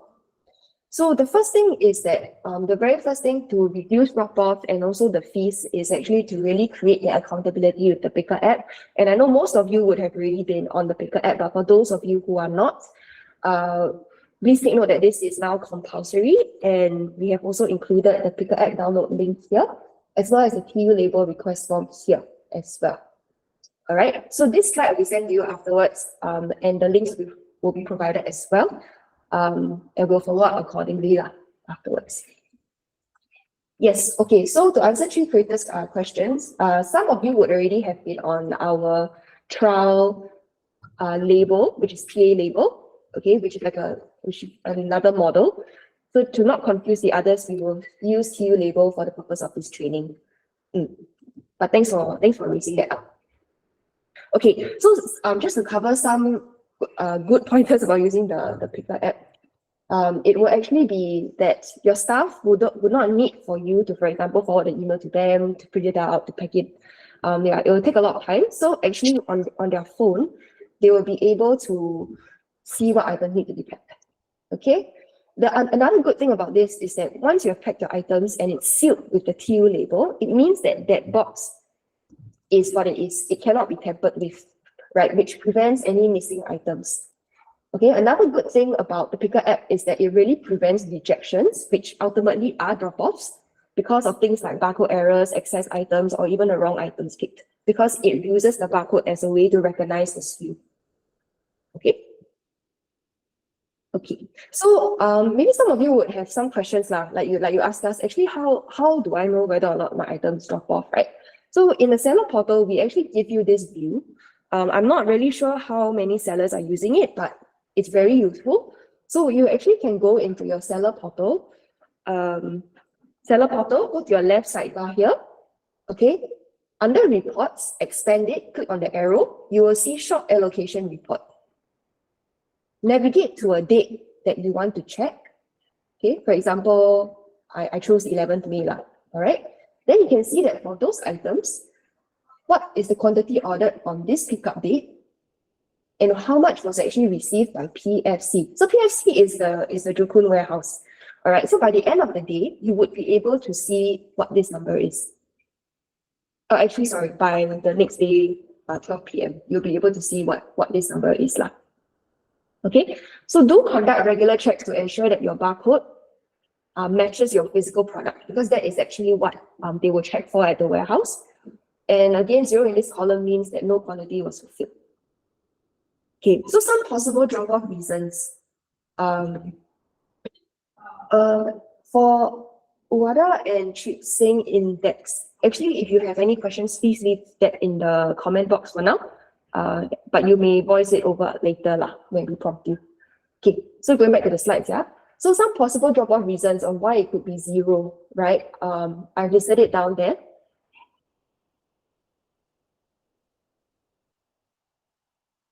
Okay, firstly, it will be, for example, dropped off. For example, it can be scanned in your Picker app, but it's actually not physically packed into the box. Okay, so this can happen because, for example, for some sellers, your operations could be, for example, you take one item that's in your list, you scan the required quantity, but when it comes to the actual packing, it is not the right quantity. So this error could happen. So we do ask that if you see that you're facing this discrepancy, to also review the way that you're using the Picker app, because it is ultimately meant to help you cross-check whether or not you're packing the correct number of items into the box as well. Okay, the second reason is actually quite common for most of you, is that you list the product online, you put in the inventory, but then it comes up as out of stock. Okay, so this is the reason why that we do really encourage the very frequent uploading of inventory, right? To make sure that whatever you have in your warehouse really matches what you upload online. And we do understand that you also have other e-commerce platforms that you are fulfilling for. So what we can suggest is to also keep a certain amount of stock just for Marketplace, for example, and then so that you're very sure that you won't ever have drop-offs, because what you upload is what you have. Okay, the third one could be a rejection by our warehouse. Okay, so as mentioned, if, for example, you don't use the Picker app, right, you don't scan the barcode, you could be giving a wrong item, right? And because the barcode is not checked, it could be a barcode error, or the item could just come as damaged.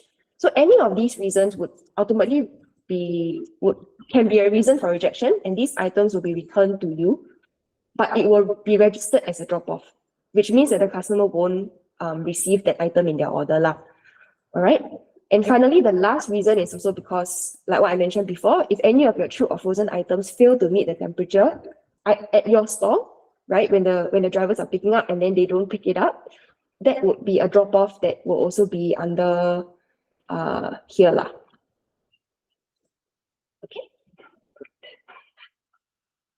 Okay.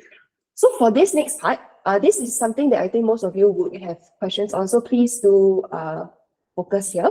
So I think you would notice that there are now two things that you see in your remittance advice, right? You would see either a field pickup fee or a field pickup fee together with your drop-off bag charges. So I'll just go through each one first. Okay, for the field pickup fee, this is actually just an amount of $11. All right, and what this means is that it will only be charged to you if for that day there was 100% field pickup, i.e. 0% fulfillment of your items.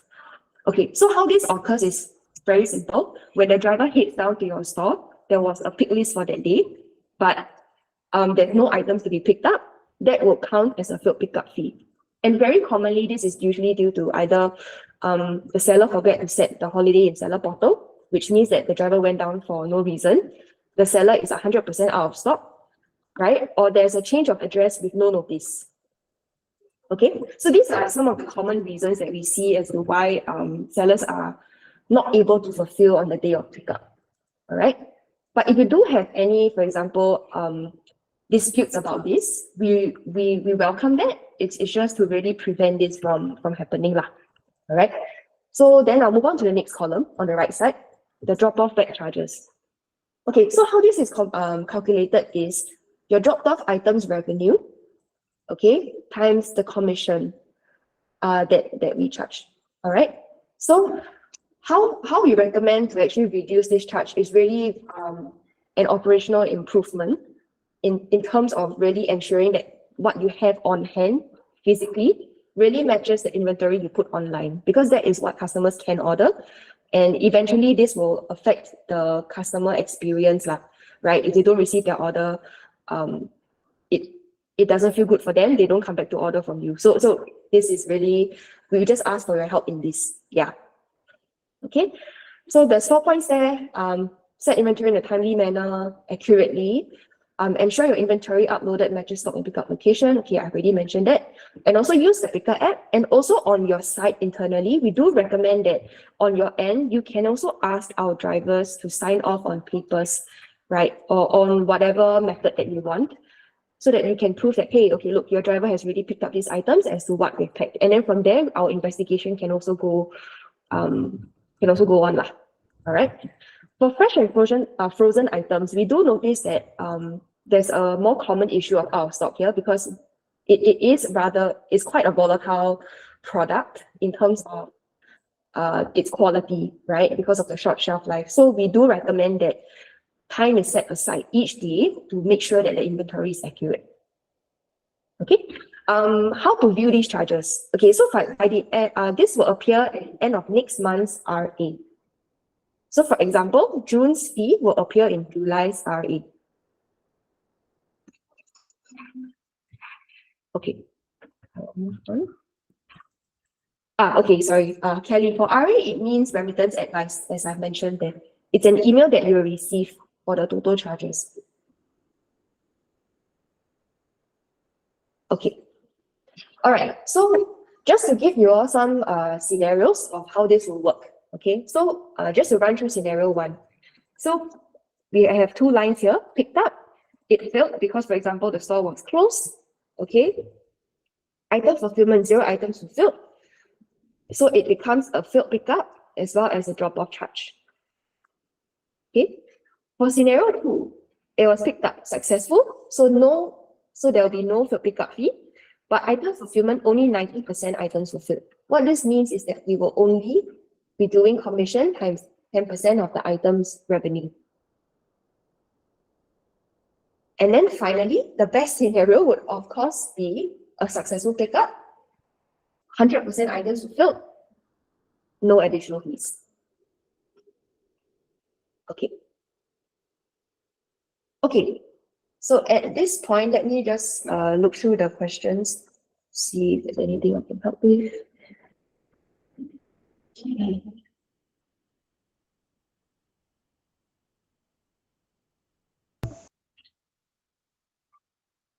Okay. Sorry, just in a moment, I'm scrolling back up. Okay, so let me just read, sorry.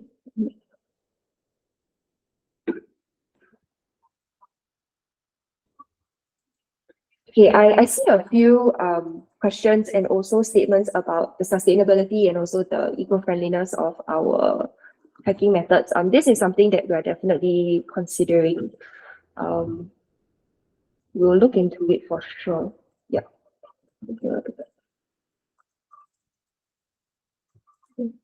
Okay, for Joe, I see that during pickup is okay. If you're using the Picker app, there really shouldn't be much problems other than the fact that it could have been damaged along the way. But if that's the case, the item shouldn't get returned to you. You'll be paid for any damages. All right. Okay, for Charlie, I would encourage the use of the Picker app and also to submit any disputes via our help desk. Okay. Okay, will you be able to see what and why rejections happen? So when rejections happen, it will come with a form to detail to you why it was rejected. All right. Okay, for chipsing impacts, pick list quantity and picker app quantity differ. We follow picker app, correct? Okay, so this is something that I've not covered in the slides, but yes, if you see that your pick list quantity and your picker app is different, please follow your picker app. Okay. Okay.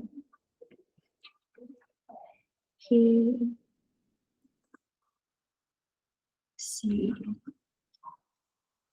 Okay, for any disputes, please put into the subject of your help desk ticket, field pickup. Okay, so this is where that's how we will actually filter and reply to questions via the help desk.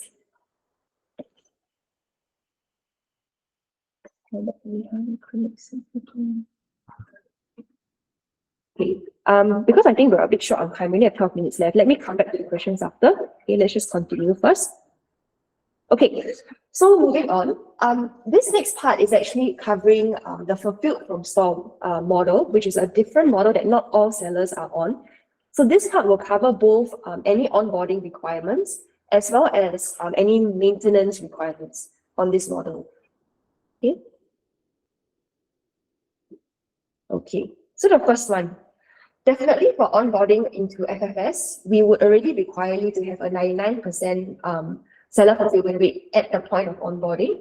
Okay, thereafter we'll actually do a monthly review, and if it does fall below 99% in June, FFS will need to be paused because it is a much more it is a much larger reach for customers, meaning that you reach a lot of other customers across the island. So we do need to ensure that PFC remains operationally excellent first.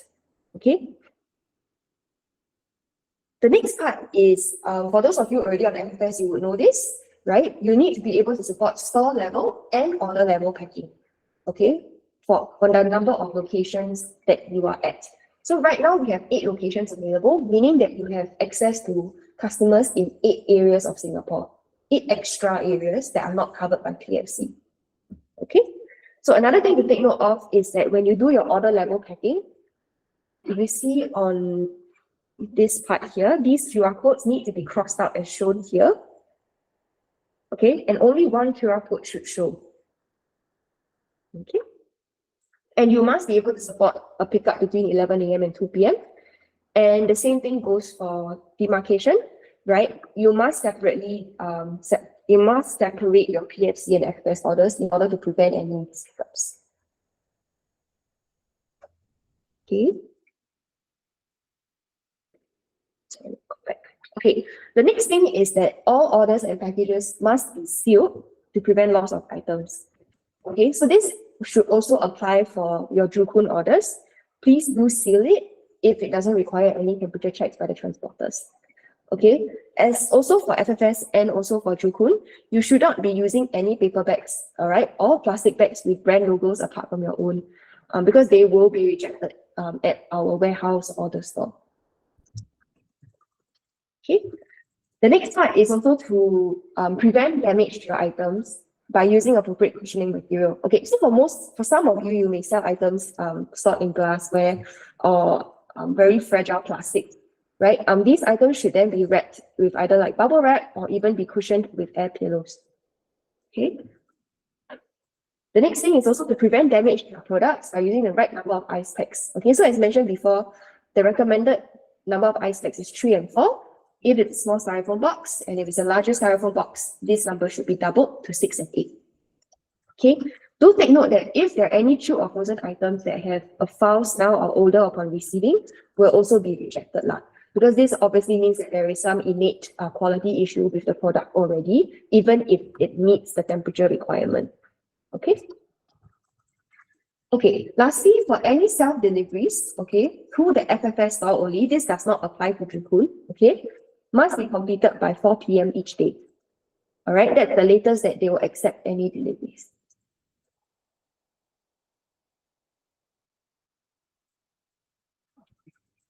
Okay.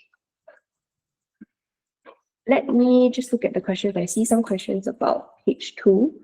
Okay, for sellers who see an empty page 2, that's okay. Just proceed to submit. Yeah, it's not an issue. Okay, on FAQ. Okay, so for FFS orders, all right, I'm just going to leave the FAQ here. I will not go through it because this will only be applicable for the current FFS sellers. Okay, which you can read after we send you the deck. Okay, all right. So this slide is quite important, especially if you're an FFS seller already. Okay, but if you're not on FFS yet and you would like to know what would kind of cause an order rejection, please do pay attention here. Okay, so for the first 2 reasons, it's seller packaging quality issues. And an example here is, for example, orders are not packed by order level. Fresh items have visible signs of damage, example, mold or expired goods. Okay, seller incorrect SKU just means wrong item packed by seller. Okay, the next part would actually not be a seller fault. Okay, this would actually mostly be our first mile cost rejection, which means that there'll be no consequence to you because this is something that we'll need to review on our end internally. All right. So, for example, things can be damaged, temperature failure, or late delivery. Okay. The last part is something that you need to take note of because, for example, if your orders come with no cross on the QR codes, that could also cause it to be rejected because they would not know where to store the items. Okay, that's one. The second thing would be this whole paper is not even present in your order when you pack for FFS. Third is any sellers who self-deliver arrive after 4 p.m. and if there's an odor or foul smell. Okay, just to let the sellers know, we are also in the midst of improving on the FFS process and kind of looking at how we can make this more efficient for everybody. Okay. So lastly, in the email that we'll be sending to you as a follow-up, right, we'll be sending an infographic which you can actually print out and paste at your packing warehouses to remind your staff on what is needed for FFS. Because it is, after all, on an order level and not like what is done for Joo Koon. Okay, so I hope that was helpful. So now we'll just require all the sellers to actually complete the quiz.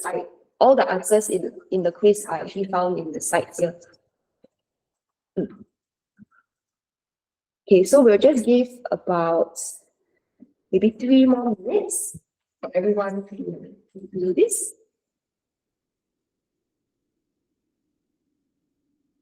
Okay, so while you're doing the quiz, just one last thing. So when we send you the slides and if possible the recording as well, we'll make sure to answer any questions that we've missed out. And from there, you may also reach out to your account managers or even to us once we send you the email to let us know if there's anything that's not clear. Yes, Clara, correct. That's fine. Most of you will actually see an empty page too, which is okay. Yeah, there's no issue there.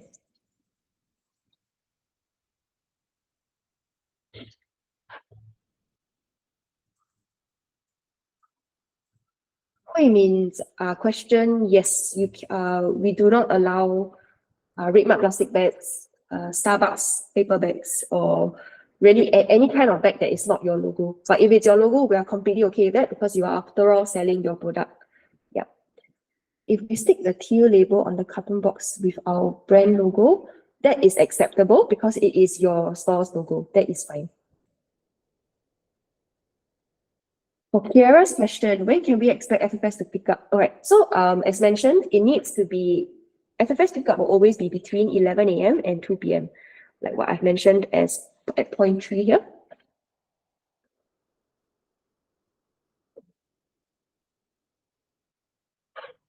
Okay. For Maribel's question, possible way in the future, there's a forecast list for FFS as well. That's good feedback. We will look into it. I think that if it's useful for sellers, we'll definitely see if it's possible we can replicate that. Okay. Okay, for onboarding FFS, okay. Stock update. Yes, the stock update in the portal still remains at an hour, slightly less than an hour.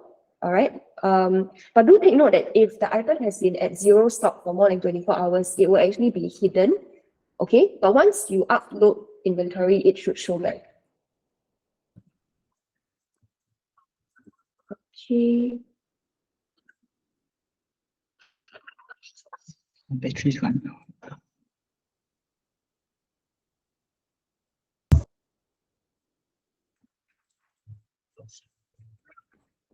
Okay.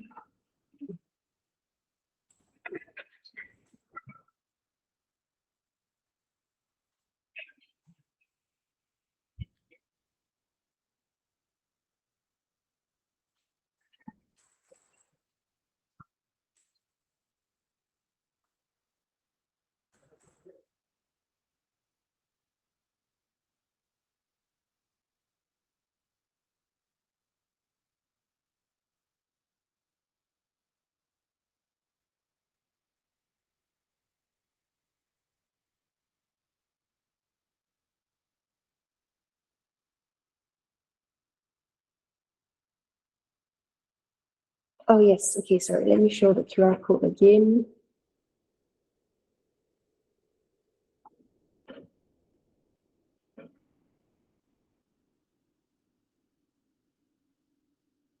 Okay, yes. For Shamila's question, yes, you need to mark X on the order label, and you need to mark it on full to make sure that it's quite clear, lah.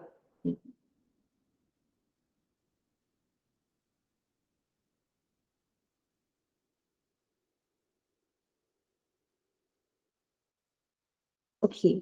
All right. So I'm quite clear that it's already 12 p.m. All right. So for sellers who have already completed the quiz and have no other questions, please feel free to drop off. We'll stay back for another 5-10 minutes to just kind of answer any remaining questions that we can. If not, we'll just send you a FAQ in the follow-up email. Thanks a lot.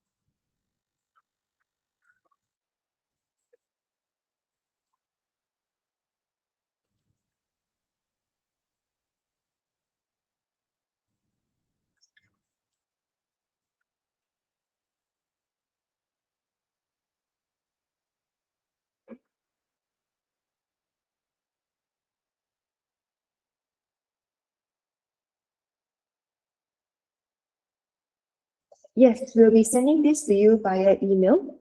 To answer Tong Lok's question, I face an issue to duplicate barcode. Okay, for Chin, you can try to, instead of putting in your barcode into the form, just only put your SKU number and the price. You should be able to pass the system. Okay, for Hui Kun, puts up in the freezer. Do we depend on the styrofoam box too? Yes, if you have a styrofoam box that can keep the items in, that would be the best to prevent it from spoiling. Thank you, Corinne. Thank you, everybody. What about the packaging product? Do we need to indicate the 6 information too? You do not need to do that because SFA 12A is only for consumables, and a biodegradable fork cannot be eaten, so that's okay. Yeah. Okay. For smart choice for logos on boxes and bag applies to both PFC and FFS. Yes. If it's not your logo, we do not allow that. Once our products are hidden, we never seem to get it back up. Okay. Okay. For exquisite, please do send. I believe you have my email. Please just kind of bump that email up again for me if you don't mind with the list of SKU numbers. Yeah. All right.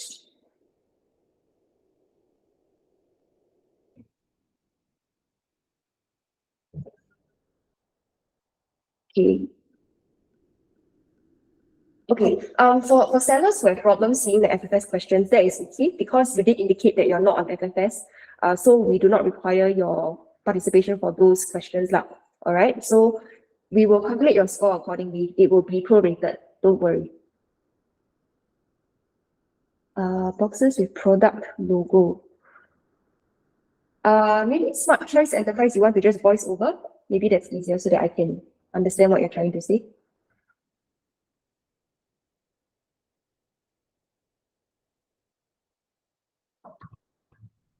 Yes, Jay, thank you. That's okay.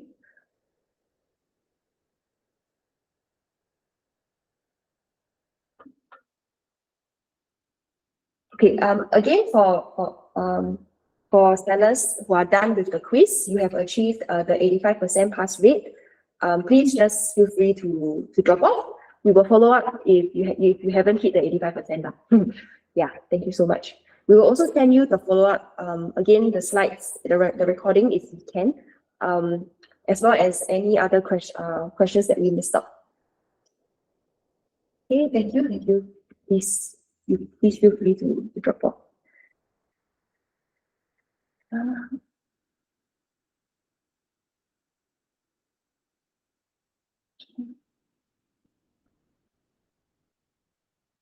Look, for frozen food, can we put dry ice? All right, so for frozen food, we do not allow dry ice. You will need to use ice packs.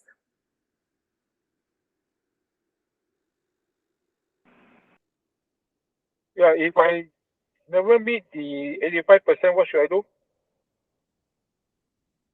You will have to reattend the quiz. You can simply, so I believe when you click on view your score, it will pop up into a new window. All right, you can actually just go back to the other window, say edit your responses, and put in your new answers. So I scan the barcode again or what? The QR code? You can do that as well.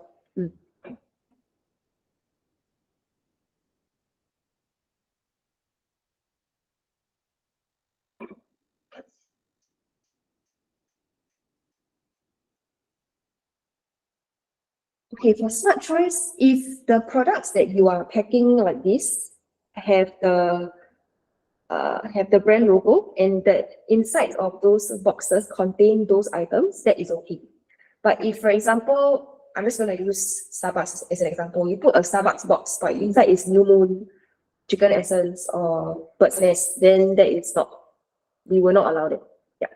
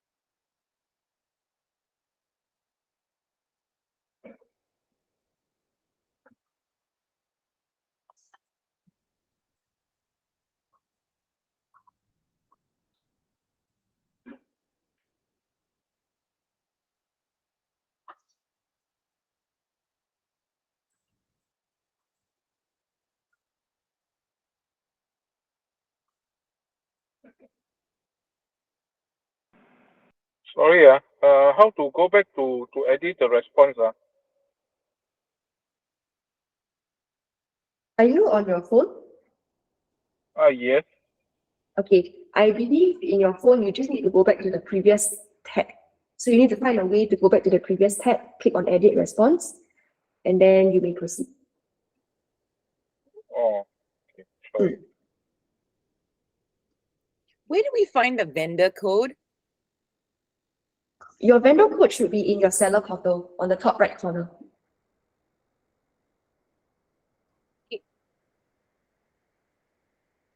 Yeah, you have to click on your vendor name. For Shamila, if your score is, I believe if you see section 1, as long as it's 6 out of 7, that is 85%, you are good to go.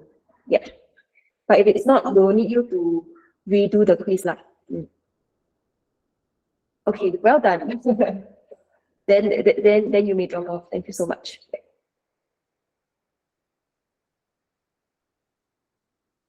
For Sharon, it's okay if you can't get page 2 because that means that you've indicated that you're not on FFS. That's fine. So you can just proceed to submit. It will affect your score, but it's okay. We will tabulate it internally lah. We will reach out to you if there are any issues. Yes, yes.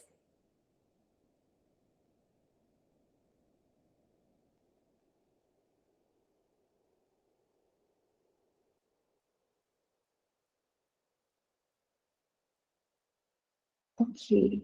What size for ice bag?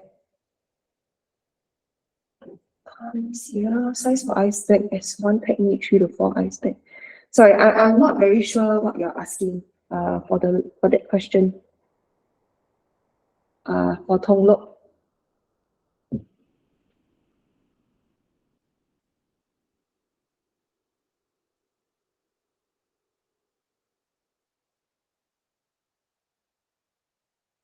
Yes, okay. So for all sellers who have submitted the quiz, please feel free to drop off first, as long as you have ensured that your first part of the quiz is 6 out of 7. That's all we require.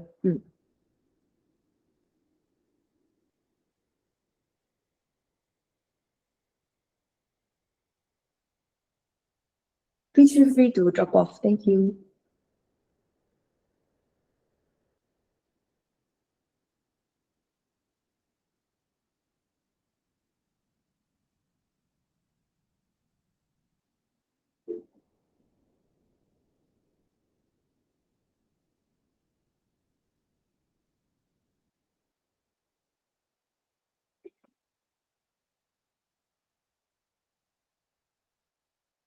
Okay, I think for Mickey, maybe it would be best if you could just drop me your vendor code, please, as well as your email in the comment box here, so that we can help you check.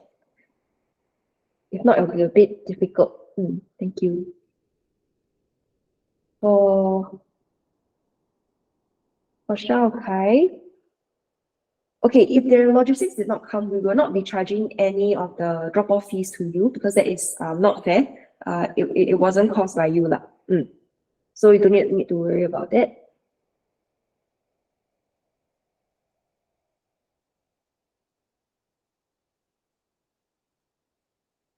For Smart Choice, okay. Mixed item order as well. Sorry, I don't understand the context of your question.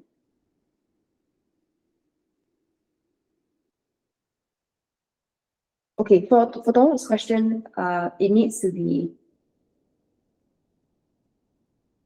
the standard size ice bag, which is usually what you see here, I believe. Not sure if I can show. All right, actually, if in this photo, you can see that is the size of a standard ice bag.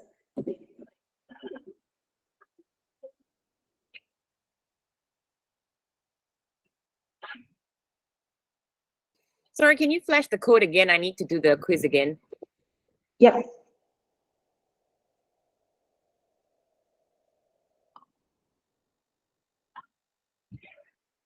Okay, if you have 5 brands, an FFS store has 4 orders from the different brands. Can I use any of my brand box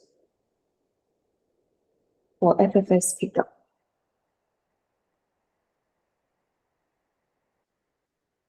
Yes, you can, Geraldine, because you own those brands. Not choice enterprise, blah, blah, blah, blah, does it also apply for mixed item order as well?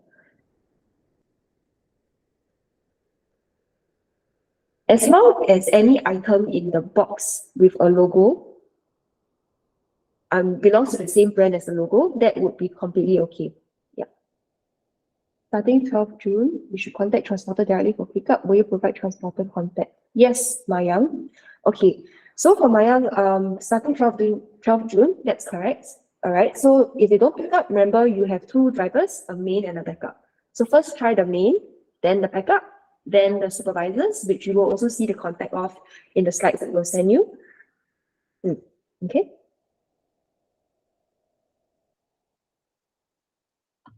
Okay. All right. Most sellers should have already been done with the quiz, and I hope that you've also double checked if you've achieved 6 out of 7 for the first section. Because once you do that, that's an 85% pass rate, and we won't ask you about this again. Thank you so much for your cooperation. Okay, for the rest of the questions that we didn't manage to answer, we will be looking through this chat again, and we will get back to you lah. Okay. Thank you, everybody.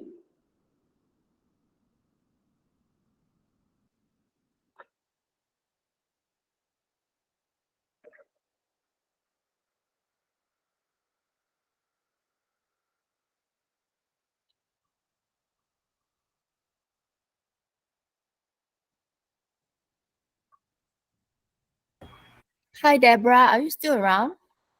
Yes, I'm still around. Yeah, hi. I actually want to check with you. I'm from a little grocery. It's regarding our listings. Recently we listed some pancakes, and I just want to check because we just suddenly see that it's hidden, but no explanation or email was sent. So for such cases, will we expect someone from your I'm not the listing group to send us an email why the skill is hidden, or we need to reach out to your?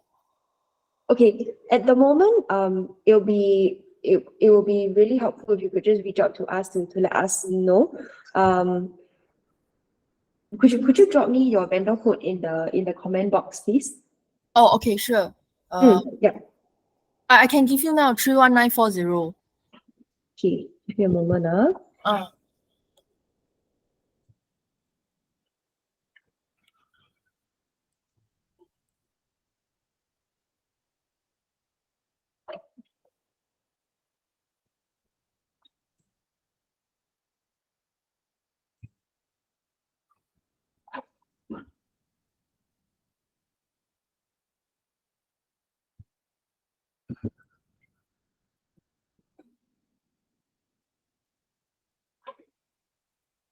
Okay, I will reach out to you separately on this. Yeah, because I have 4 items that were hidden. Then I was thinking, or maybe could I like give you a call at your office tomorrow or something if it's convenient?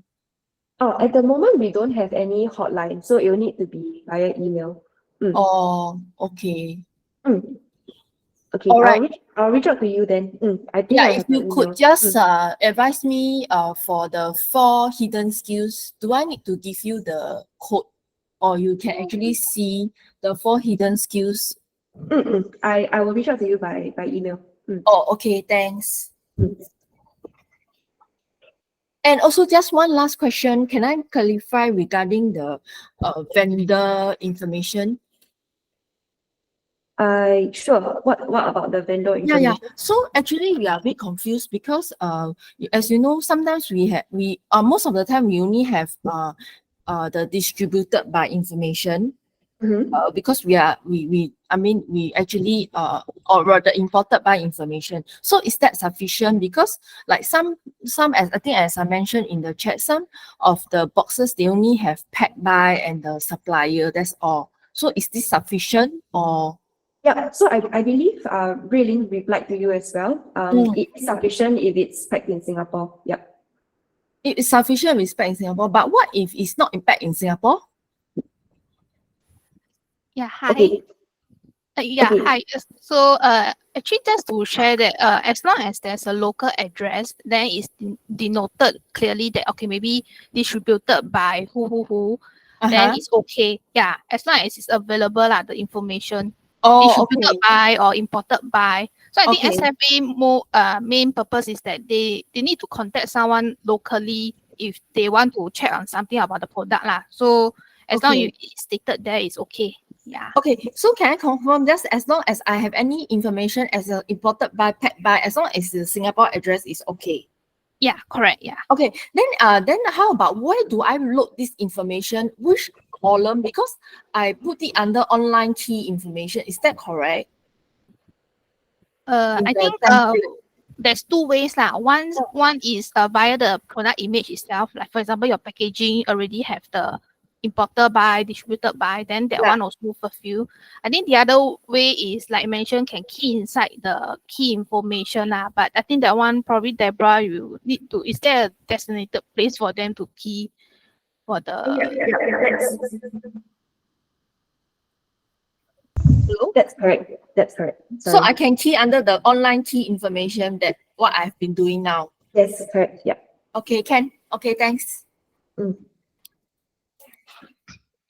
Okay, we will be ending the call now, everybody. Thank you so much. Let me stop the recording.